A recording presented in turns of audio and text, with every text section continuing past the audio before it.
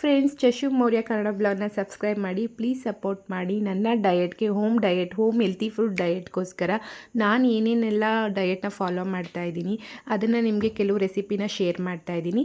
ಇಲ್ಲಿ ಕ್ಯಾರೆಟ್ ಮತ್ತು ಬೀಟ್ರೂಟ್ ಮತ್ತು ಸೀಬೆಕಾಯಿನ ಇಲ್ಲ ಸೀಬೆಹಣ್ಣಿಲ್ಲ ಅಂದರೆ ನಾನು ಆ್ಯಪಲ್ನ ಆ್ಯಡ್ ಮಾಡ್ತೀನಿ.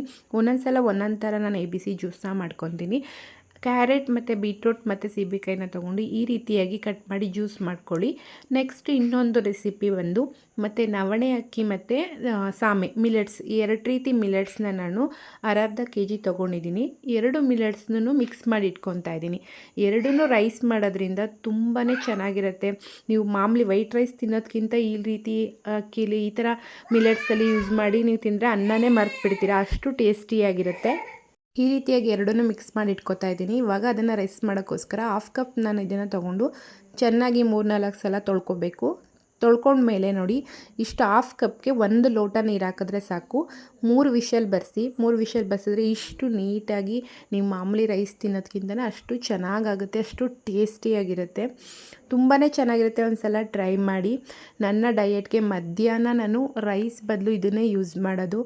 ನನ್ನ ರೀಲ್ಸ್ಗಳಲ್ಲಿ ನೀವು ನೋಡ್ಬೋದು, ತುಂಬ ಟೇಸ್ಟಿಯಾಗಿರುತ್ತೆ. ನೆಕ್ಸ್ಟು ನಾನಿಲ್ಲಿ ಓಟ್ಸ್ ದೋಸೆ ಮಾಡ್ತಾಯಿದ್ದೀನಿ. ಇಲ್ಲಿ 1/2 ಕಪ್ ಓಟ್ಸ್ ಮತ್ತು 1/2 ಕಪ್ ಸಣ್ಣ ರವೆ ತೊಗೊಂಡಿದ್ದೀನಿ ಮತ್ತು 2 ಕಪ್ ಆಗೋಷ್ಟು ಗೋಧಿ ಹಿಟ್ಟನ್ನು ತೊಗೊಂಡಿದ್ದೀನಿ ಮತ್ತು ರುಚಿಗೆ ತಕ್ಕಷ್ಟು ಸಾಲ್ಟು. ಅದನ್ನು ನಾವು ಡ್ರೈ ಆಗಿ ಮತ್ತು ಅದನ್ನು ಪುಡಿ ಮಾಡ್ಕೊಬೇಕು, ಮಿಕ್ಸ್ ಮಾಡಬಾರ್ದು.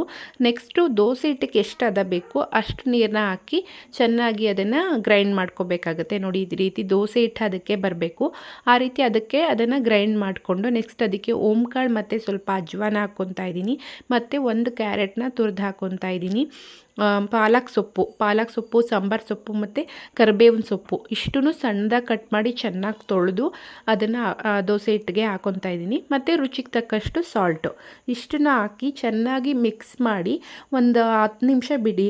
ಅದನ್ನು ಚೆನ್ನಾಗಿ ಸೆಟ್ ಆಗೋ ಗಂಟ 10 ನಿಮಿಷ ಬಿಟ್ಟಾದ್ಮೇಲೆ ನೋಡಿ, ಅರಳೆ ಚೆನ್ನಾಗಿ ಕಾದ್ಮೇಲೆ ನಿಧಾನಕ್ಕೆ ಈ ರೀತಿ ಈಗ ಸೆಟ್ ದೋಸೆ ಹಾಕ್ತಾರಲ್ಲ ಆ ರೀತಿಯಾಗಿ ಹಾಕಿ ತುಂಬಾ ಟೇಸ್ಟ್ ಬರುತ್ತೆ. ಈಗ ಮನೇಲಿ ಯಾರಿಗಾದರೂ ಬೇರೆಯವ್ರಿಗೆ ತಿನ್ನಬೇಕು ಅಂದರೆ ಆಯಿಲ್ನ ಹಾಕಿ, ನೀವು ಡಯಟ್ ಮಾಡೋರು ಆಯಿಲ್ನ ಜಾಸ್ತಿ ಯೂಸ್ ಮಾಡಬೇಡಿ. ಜಾಸ್ತಿ ಆಯಿಲ್ ಯೂಸ್ ಮಾಡೋದ್ರಿಂದ ಅದರಲ್ಲೇ ಕ್ಯಾಲೋರೀಸ್ ಬಂದ್ಬಿಡುತ್ತೆ. ಹಾಗಾಗಿ ಬೇರೆಯವ್ರಿಗೆ ಯೂಸ್ ಮಾಡೋದಾದರೆ ಆಯಿಲ್ ಹಾಕಿ ಯೂಸ್ ಮಾಡಿ ಕುಡಿ, ತುಂಬ ಟೇಸ್ಟಿಯಾಗಿರುತ್ತೆ. ನನ್ನ ಮಕ್ಕಳು ಇಬ್ಬರು ತಿಂತಾರೆ, ನಮ್ಮ ಮನೇಲಿ ಎಲ್ಲ ತಿಂತೀವಿ. ತುಂಬ ಟೇಸ್ಟಿಯಾಗಿ ತುಂಬಾ ಚೆನ್ನಾಗಿರುತ್ತೆ, ಟ್ರೈ ಮಾಡಿ. ಈ ರೀತಿ ಇರುತ್ತೆ. ನೆಕ್ಸ್ಟು ನಾನು ಇನ್ನೊಂದು ಹೆಸರು ಕಾಳು ದೋಸೆ ಮಾಡ್ತಾಯಿದ್ದೀನಿ. ಅದಕ್ಕೆ ಇಲ್ಲಿ 3/4 ಕಪ್ ಆಗೋಷ್ಟು ಹೆಸರು ಕಾಳನ್ನ ತೊಗೊಂಡಿದ್ದೀನಿ, 1/4 ಕಪ್ ಆಗೋಷ್ಟು ಕಡಲೆ ಬೀಜ ತೊಗೊಂಡಿದ್ದೀನಿ ಮತ್ತು 1/4 ಕಪ್ ಆಗೋಷ್ಟು ಮೊಸರು ದಾಲ್ ಅಂದರೆ ಮಾಮೂಲಿ ಮೈಸೂರು ದಾಲ್ ಬರುತ್ತಲ್ಲ ಅದನ್ನು ತೊಗೊಂಡಿದ್ದೀನಿ ಮತ್ತು ಕಡಲೆಬೇಳೆ 1/4 ಕಪ್ ಆಗೋಷ್ಟು ಕಡಲೆಬೇಳೆ ತೊಗೊಂಡಿದ್ದೀನಿ. ಇದನ್ನು ನಾನು ಓವರ್ ನೈಟ್ ನೆನೆಸಿಟ್ಟಿದ್ದೀನಿ. ನೆಕ್ಸ್ಟ್ ಮಾರ್ನಿಂಗ್ ನಾನು ಅದನ್ನು ರುಬ್ಬಕ್ಕೆ ಅದರ ಅದು ನೆನೆಸಿದ್ವಲ್ಲ ನೀರೆಲ್ಲ ತೆಗ್ದಾಕಬೇಕು. ತೆಗ್ದು ಹಾಕಿದ್ಮೇಲೆ ಸ್ವಲ್ಪನೇ ಅದು ದೋಸೆ ಹಿಟ್ಟು ಅದಕ್ಕೆ ಬರೋ ಹಾಗೆ ಸ್ವಲ್ಪನೇ ಕಾಳು ಹಾಕಿ ಸ್ವಲ್ಪ ನೀರನ್ನ ಆ್ಯಡ್ ಮಾಡಿ ನೀವು ದೋಸೆ ಹಿಟ್ಟು ಅದಕ್ಕೆ ಬರೋ ಹಾಗೆ ರುಬ್ಕೊಳ್ಳಿ. ನೀವು ಮಾಮೂಲಿ ದೋಸೆ ತಿನ್ನೋದಕ್ಕಿಂತ ಈ ರೀತಿಯಾಗಿ ನಮಗೆ ಪ್ರೋಟೀನ್ ಸಿಗುವಂತಹ ದೋಸೆ ತಿನ್ನೋದ್ರಿಂದ ನಿಮ್ಮ ಡಯೆಟಲ್ಲಿ ನಿಮಗೆ ಪ್ರೋಟೀನ್ ಸಿಗುತ್ತೆ, ಫೈಬರ್ ಸಿಗುತ್ತೆ, ಕಾರ್ಬೋಸ್ ಎಲ್ಲ ಕಮ್ಮಿ ಆಗುತ್ತೆ. ಮಾಮೂಲಿ ದೋಸೆ ಮಾಮೂಲಿ ರೈಸ್ ಎಲ್ಲ ತಿನ್ನೋದ್ರಿಂದ ಕಾರ್ಬೋಹೈಡ್ರೇಟ್ ಜಾಸ್ತಿ ಇರುತ್ತೆ, ವೆಯ್ಟ್ ಗೇನ್ ಆಗ್ತೀರಾ.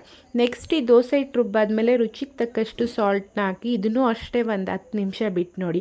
10 ನಿಮಿಷ ಬಿಟ್ಟಾದಮೇಲೆ ನೀಟಾಗಿ ಅರ್ಲೆಕ್ಕಾದ್ಮೇಲೆ ನೀಟಾಗಿ ದೋಸೆನ ಹಾಕ್ಬೋದು. ನಾನು ಫಾಸ್ಟಾಗಿ ಮಾತಾಡ್ತಿದ್ದೀನಿ, ಯಾಕೆ ಅಂದರೆ ನನ್ನ ಮಗಳು ರೆಕಾರ್ಡ್ ಮಾಡೋಕ್ಕೆ ಬಿಡೋದಿಲ್ಲ, ಅವಳು ಮಧ್ಯೆ ಏನಾದ್ರು ಮಾತಾಡ್ಬಿಡ್ತಾಳೆ ಅಂತ.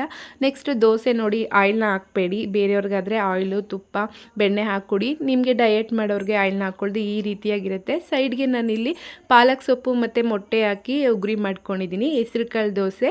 ನನ್ನ ಹೋಮ್ ಹೆಲ್ತಿ ಡಯಟ್ ಫುಡ್ನ ರೆಸಿಪಿನ ಟ್ರೈ ಮಾಡಿ, ಕಮೆಂಟ್ ಮಾಡಿ. ಹೀಗೆ ರೆಸಿಪಿ ಬೇಕಂದರೆ ಕಮೆಂಟ್ ಮಾಡಿ. ನನ್ನ ಚಾನಲ್ನ ಸಬ್ಸ್ಕ್ರೈಬ್ ಮಾಡಿ. ಪ್ಲೀಸ್ ಸಪೋರ್ಟ್ ಮಾಡಿ ಫ್ರೆಂಡ್ಸ್, ಬೇಗ ಸಬ್ಸ್ಕ್ರೈಬ್ ಮಾಡಿ.